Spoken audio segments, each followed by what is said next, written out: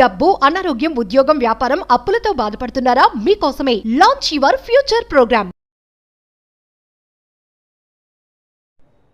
Suman TV ప్రేక్షకులకు అందరికీ నమస్కారం. నేను మీ రేవంత్. సో బేసిక్గా చాలామందితో మాట్లాడినప్పుడు ఇల్లు కొనడం బెటరా, లేకపోతే అంటే నేను సెకండ్ హౌస్ కోసం లేదా ఇన్కమ్ పర్పస్ మీద రెసిడెన్షియల్ ప్రాపర్టీస్ మీద ఇన్వెస్ట్ చేసే వాళ్ళ గురించి మాట్లాడుతున్నాను. సో ఇల్లు కొనడం బెటరా, లేకపోతే మ్యూచువల్ ఫండ్స్లో ఇన్వెస్ట్ చేస్తే బాగా గ్రో అవుతాయా అన్న దాంట్లో చాలామందికి మధ్యలో చాలా ఆర్గ్యుమెంట్స్ జరుగుతూ ఉంటాయి. సో బేసిక్ ఆర్గ్యుమెంట్ ఏంటి అని అంటే, ఎంత వద్దన్న అపార్ట్మెంట్ రేటు పెరుగుతుంది కదా, సరే ఎంత వద్దన్నా కానీ ప్రతి మంత్ మనకి రెంట్ వస్తుంది కదా, సరే ఎంత వద్దన్నా కానీ ఆ రెంట్ ఇయర్ ఆన్ ఇయర్ 10% చొప్పున పెరిగిపోతూ ఉంటుంది కదా అని ఒక దాంట్లో మాట్లాడుతూ ఉంటారు. సో బేసిక్గా నేను ఇక్కడ ఏ సజెషన్ ఇవ్వడానికి కాదు. సో బేసిక్గా రెండు వైపులా ఒకసారి మీకు క్యాలిక్యులేషన్ వర్కౌట్ చేసి చూపించడానికి ప్రయత్నం చేస్తున్నాను. సో ఇప్పుడు ఉన్నటువంటి కండిషన్లో హైదరాబాద్లో ఒక డబుల్ బెడ్రూమ్ ఫ్లాట్ కొనాలి అని అంటే తక్కువలో తక్కువ మనకి 80 లక్షల రూపాయలు ఖర్చు అవుతుంది.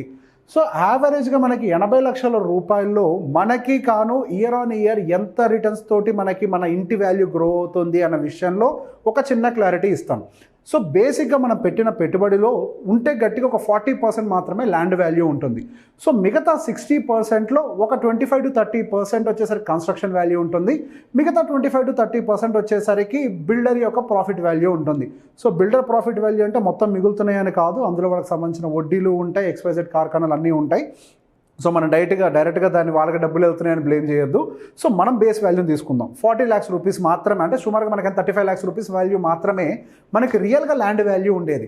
సో మీకు year on year me property value appreciate అవుతుంది అని అంటే అది మీరు కొన్న అపార్ట్మెంట్ వల్ల లేదా కాంక్రీట్ వల్ల అని అనుకుంటున్నారేమో. ఇక్కడ ఒక విషయం గుర్తుపెట్టుకోవాలి, మనకి స్టాండర్డ్గా ప్రాపర్టీ వాల్యుయేషన్ చేసేటప్పుడు కన్స్ట్రక్షన్ వాల్యూ ఏదైతే ఉందో దాన్ని స్టాండర్డ్గా 10% పర్ ఇయర్ చొప్పున డిప్రిషియేట్ చేసుకుంటూ వస్తూ ఉంటారు. సో కన్స్ట్రక్షన్ వాల్యూ అనేది బై డిఫాల్ట్గా డిప్రిషియేట్ అయిపోతుంది, అది ఎప్పుడు కూడా పెరుగుతూ పోదు. అండ్ నెక్స్ట్ మీరు ఆల్రెడీ ఏదైతే ప్రాఫిట్ బిల్డర్కి పే చేశారో సో అది కూడా మర్చిపోండి, దాని మీద ఎటువంటి రిటర్న్స్ రావు. మనకు వచ్చే రిటర్న్స్ అలా కేవలం ఆ 40 లక్షల రూపాయలు లేదా 35 లక్షల రూపాయలు ఉంటాయి చూసారా, మనకి వాటి మీద మాత్రమే వస్తుంది. సో మనకి ఇవన్నీ పోను, మనకి యావరేజ్గా CAGR ఎంత గ్రో అవుతుందంటానికి ఒక చిన్న ఇంకో ఎగ్జాంపుల్ చెప్తాను. మనకి మెట్రోపాలిటన్ సిటీస్ లాంటి హైదరాబాద్ లాంటి వాటిల్లో రియల్ ఎస్టేట్ భూమి యొక్క విలువ యావరేజ్గా మనకి 15% గ్రోత్ ఉంటుంది అనుకోండి. సో మనకి ఇందులో యావరేజ్గా 15%లో మనం ఆల్రెడీ మన ల్యాండ్ వాల్యూ 40% కదా అండి. సో యావరేజ్గా మనకి డెలివరీ అయ్యే రిటర్న్ వచ్చేసరికి 7%గా అనుకుందాం. 7% CAGR తోటి మన ప్రాపర్టీ వాల్యూ అప్రిషియేట్ అవుతుంది. సో ప్రతి నెల మీకు రెంట్ వస్తుంది కదా. సో రెంటల్ వాల్యూ ఎలా డిసైడ్ చేస్తారు అని అంటే, ప్రాపర్టీ వాల్యూలో యావరేజ్ రెంటల్ వాల్యూ రెసిడెన్షియల్కి అయితే 3%గా ఉంటుంది. పర్సంటేజ్ మెన్షన్ చేస్తాను, మీకు కన్ఫ్యూజ్ కాకుండా ఉంటారు. ఓకే, 3%. అదే కమర్షియల్ ప్రాపర్టీ వాల్యూ అయితే కనుక 7 to 8%, ఇదైతే 2 to 4 మధ్యలో వేరీ అవుతూ ఉంటుంది. సో మనం యావరేజ్గా 3 తీసుకోవచ్చు, ఒకసారి ఎక్కువ ఉండొచ్చు, ఒకసారి తక్కువ ఉండొచ్చు. రిటర్న్ 7%గా ఉంటుంది. సో మెయింటెనెన్స్, ఒక రెసిడెన్షియల్ ప్రాపర్టీ కానీ ఒక కమర్షియల్ ప్రాపర్టీ కానీ తీసుకున్న తర్వాత దానికంటూ మెయింటెనెన్స్లు ఉంటాయి. రెగ్యులర్గా మీరు ప్రాపర్టీ ట్యాక్స్లు పే చేస్తూనే ఉంటారు. అలానే అపార్ట్మెంట్లో టెనెంట్ పే చేయని కొన్ని మెయింటెనెన్స్లు ఉంటాయి. అలానే కొన్ని సంవత్సరాలు దాటిన తర్వాత మీకు చేయించినటువంటి వర్క్స్ పాడవుతూ ఉంటాయి. అలానే కొన్ని సంవత్సరాల తర్వాత CPS స్టార్ట్ అవుతూ ఉంటాయి. కొన్ని సంవత్సరాల తర్వాత మీకు స్ట్రక్చరల్ డ్యామేజెస్ వస్తే వాటికి రిపేర్ చేయించాలి. మీకు ఇంటర్నల్ ప్లంబింగ్ లైన్స్లో ప్రాబ్లం వస్తుంది, వాటిని చేయించాలి. ఇంటర్నల్ వైరింగ్స్లో ప్రాబ్లం వస్తుంది, వాటిని చేయించాలి. వీటన్నిటి కోసం అని చెప్పి యావరేజ్గా మనకి ప్రాపర్టీ వాల్యూలో 1% ఇనీషియల్ స్టేజెస్లో, ప్రాపర్టీ కొత్తగా ఉన్నప్పుడు మనం 1% ఖర్చు పెట్టాం, కానీ ప్రాపర్టీ ఏజ్ పెరిగే కొద్దీ మనం ఎక్కువ ఖర్చు పెడుతూ ఉంటాం. సో ఇండస్ట్రీ స్టాండర్డ్స్ ప్రకారం యావరేజ్ ఎక్స్పెండిచర్ 1%గా వస్తుంది. సో మనం ఏం చేస్తాం, 7% CAGR వస్తుంది, 3% రెంటల్ ఇన్కమ్ వస్తుంది, all together we are getting 10% return. So ఇక్కడ ఏంటో ఒక మెయింటెనెన్స్ని -1% చేస్తే మనకుండే అబ్సల్యూట్ రిటర్న్ వచ్చేసరికి ఇక్కడ 9%. మన అబ్సల్యూట్ రిటర్న్ ఆన్ అపార్ట్మెంట్ ఎంత అని అంటే ఇయర్ ఆన్ ఇయర్ 9%తో గ్రో అవుతుంది. సో ఇప్పుడు మ్యూచువల్ ఫండ్ కేటగిరీ ఏంటో చూద్దాం. అదే మ్యూచువల్ ఫండ్లో 80 lakhs రూపీస్ ఒకేసారి ఇన్వెస్ట్ చేశారు. అండ్ మళ్ళీ ఇంకొక మాట కూడా అనొచ్చండి, ఇప్పుడు మ్యూచువల్ ఫండ్స్లో 80 lakhs డబ్బులు పెట్టి చేయాలి, మళ్ళీ హౌస్ కొనాలంటే మాకు లోన్ వస్తుంది కదా అని. ఒకవేళ లోన్ కేటగిరీ అయితే ఇది కూడా ఒకసారి మైనస్ చేసి చూపిస్తా. ఒకవేళ లోన్ కేటగిరీ అయితే యావరేజ్గా మీరు ఒక 9% ఇంట్రెస్ట్ రేట్ తీసుకుంటారు కదా. సో మీరు మొత్తంగా తీసుకోకపోవచ్చు కాబట్టి ఒక 20% పెట్టుకొని మిగతాది లోన్ తీసుకుంటారు కాబట్టి యావరేజ్గా ఒక 3% తీసేయండి. మీరు 3% ఇంట్రెస్ట్ రేట్ తీసేస్తే 9 - 3 6% మీ ఫ్లాట్ రిటర్న్స్ వస్తాయి. ఫ్లాట్ రిటర్న్స్ ఇంతకు మించి రావు. సో బేసిక్గా రెంట్కి ఇచ్చుకునే వాళ్ళకి ఇదైతే వర్కౌట్ కాదు. సో డబ్బులు ఉన్న వాళ్ళు చేస్తుంటారు.